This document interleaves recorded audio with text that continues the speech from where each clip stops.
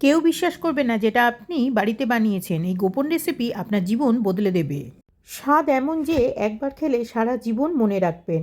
আপনার বন্ধু পরিবার সবাই জিজ্ঞাসা করবে কোথা থেকে কিনলে এটা, কিন্তু আপনি তো বাড়িতেই বানিয়েছেন। চলুন রেসিপিটা তাহলে দেখে নেওয়া যাক। প্রথমে পনিরের সঙ্গে চিনি এবং দুধ দিয়ে আমি প্রথমে একটু বেটে নিচ্ছি। প্রথমে কড়াতে ঘি দিলাম। ঘিটা যখন ভালো করে গরম হয়ে যাবে, সেই গরম ঘিয়ের মধ্যে আমি যে অলরেডি বেটে রাখলাম পনির চিনি এবং দুধ, সেটা একসাথে দিয়ে এর মধ্যে একটু এলাচের গুঁড়ো দিয়ে দিলাম। এলাচের গুঁড়ো দেওয়ার পরে এর মধ্যে দিলাম একটু রোজ ওয়াটার, যেটা সুগন্ধ দেবে, এবং ওই যে জলটা রয়েছে ছানার, ওটা শুকনো করার জন্য এবং আরও সুস্বাদু করার জন্য আমি দিলাম মিল্ক মেড 2 চামচ মতন।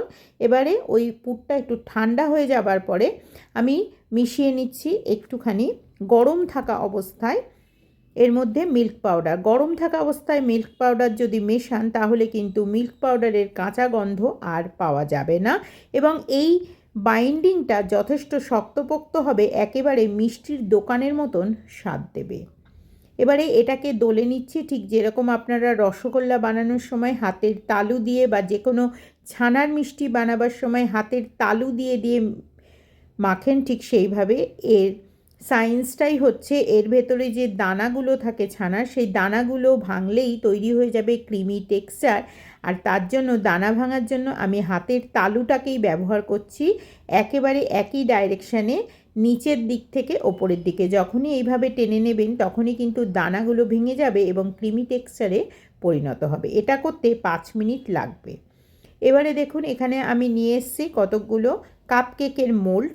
আপনারা চাইলে অন্য যে কোনো মোল্ডেই ব্যবহার করতে পারেন, তবে আমার মনে হলো কাপকেকের মোল্ডে এটা সবচেয়ে ভালো সুন্দর দেখতে লাগবে, সেজন্য আমি এই মোল্ডটার মধ্যে ব্যবহার করছি। আপনারা চাইলে এই মোল্ডটাকে উল্টিয়েও ব্যবহার করতে পারেন। উল্টো করে ব্যবহার করলে গায়ের যে ছাপটা সেটা পড়বে না, আর যদি সোজা করে ব্যবহার করেন তাহলে কাপকেকের যে ছাপটা সেটা পড়বে না, পড়বে। আপনারা দুটোই কিন্তু করে দেখতে পারেন। আমি দুটো করেই দেখাচ্ছি, কিছুই না, হাতের মধ্যে চেপে দিলাম এবং একটু এরকম বাটির মতন হোল হোল করে দিলাম।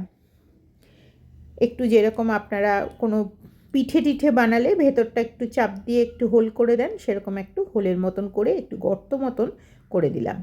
দেখতে পাচ্ছেন ঠিক খুব সাধারণভাবে এবং খুব সুস্বাদু একটা সুন্দর দেখতে কিন্তু রেসিপি তৈরি হচ্ছে।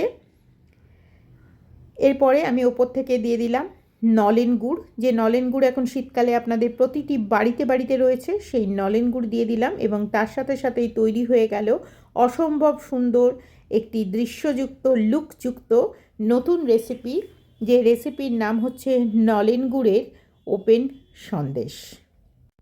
সাধারণ উপকরণ দিয়ে সহজ পদ্ধতিতে বানিয়ে নিলাম নলেন গুড়ের ওপেন সন্দেশ। এরকম সহজ রেসিপি দেখতে আপনারা আমার চ্যানেলটিকে সাবস্ক্রাইব করে লাইক দিয়ে সাথে থাকুন।